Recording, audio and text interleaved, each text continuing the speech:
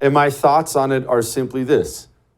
And I know this is heavy, but it's true. Just because it's a hard truth doesn't mean it's any less true. Where are our indictments?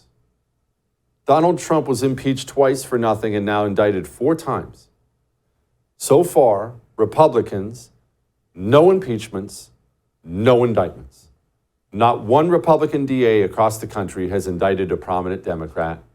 The GOP House, remember we gave them control of the House, not one indictment of Joe Biden, Merrick Garland, Mayorkas, pick your guy, not one. And so let me lay this out for you. I understand this is a day where people are mad and angry, and you're hearing a lot of things like, we have to unify behind Trump, and all that stuff's fine. It sounds great on the campaign trail. None of that stuff means anything. Unless we get indictments and impeachments, unless we start fighting back the way they are, Donald Trump will never be president of the United States of America again, because the system won't allow it. They're going to throw him in prison, make him cop a plea, he's going to back out. The system's not going to allow him back in the White House unless we actually start fighting back. And right now, I don't know if you've seen something, I've seen no indication that we intend to do so. It is amazing to me watching the GOP just watch all this happen and just lay down for it. They're just laying down for it, just accepting it. No fight, no nothing. You know what needs to be done. I know what needs to be done, and they don't want to do it. Yes, it is what it is. Joining me now, Darren Beattie, Revolver News journalist. He might be the best journalist in the country right now with the stories he brings us on this show. Stories he brings you on Revolver all the time. Highly recommend you go follow him. Okay, Darren, Trump has a mugshot. Trump's turned in. Trump's indicted. Trump's arrested. Fani Willis wants to try him like 15 minutes from now. I think it's October 23rd. She said, how do we game all this out? I don't see a good solution. It all looks horrible to me, but the floor is yours. Well, it is a terrible development, and it's a great embarrassment for our country, frankly. Trump himself has only things to be proud of. In fact, I think we've reached such a point of degradation and corruption in our country that in the future, politicians should be saying, where's your indictment? What do you plan? On the debate stage, they should be asked, what good things do you want to do for the American people? How are you going to earn your indictment, so to speak? And Trump definitely earned it. And, he's public enemy number one from the standpoint of the regime. It is unfortunate and embarrassing, as I said, that we're in this banana boat territory where a corrupt and senescent 2-bit kind of Boston style mafia guy like Biden would be in a position to weaponize his Justice Department in order to go after his most viable and likely political rival in 2024. But if that's the game, that's the game. And I've been saying the Republicans need a general response to this.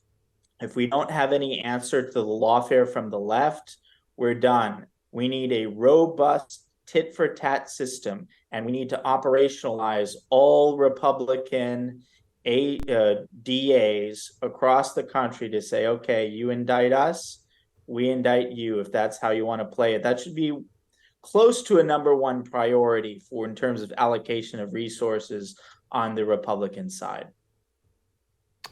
Darren, I agree with you. I've been screaming it from the rooftops. People can shout and scream, this is wrong, this is unjust. But as I've been saying, until you start indicting Democrats, nothing's going to change. They have no fear right now at all. They continue to do this with no response, no impeachments, no indictments. And Darren, unless I'm mistaken, I don't see any on the horizon. Is someone even acting like they plan on it? So if there is no response, and right now it looks like there won't be, where does that leave us? Well, it kind of leaves us where we've been for a while, which is that the GOP institutionally and really kind of conservatives culturally are not set up to play a real high stakes game in America and win it.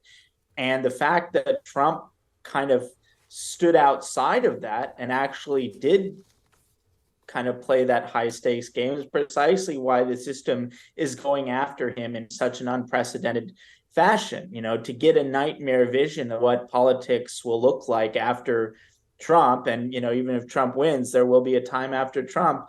It's back to the boring, bland, stale, utterly uninspiring version of the GOP that we had for decades prior to Trump.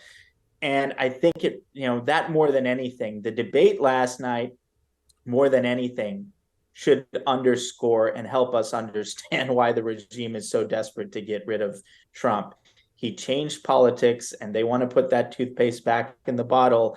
And if it requires nakedly weaponizing and nakedly destroying the last drop of legitimacy in our institutions to take him off the table, they are fully prepared to do that. And so ideally, we would be fighting back accordingly, but it's tough to get the Republicans to do anything at this point.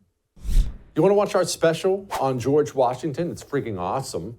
Well, you can. All you have to do is become a First TV supporter. That gives you access to all of our specials on demand, and it's cake. All you have to go to is thefirsttv.com/support. Thefirsttv.com/support. Become a supporter. Enjoy learning about George Washington.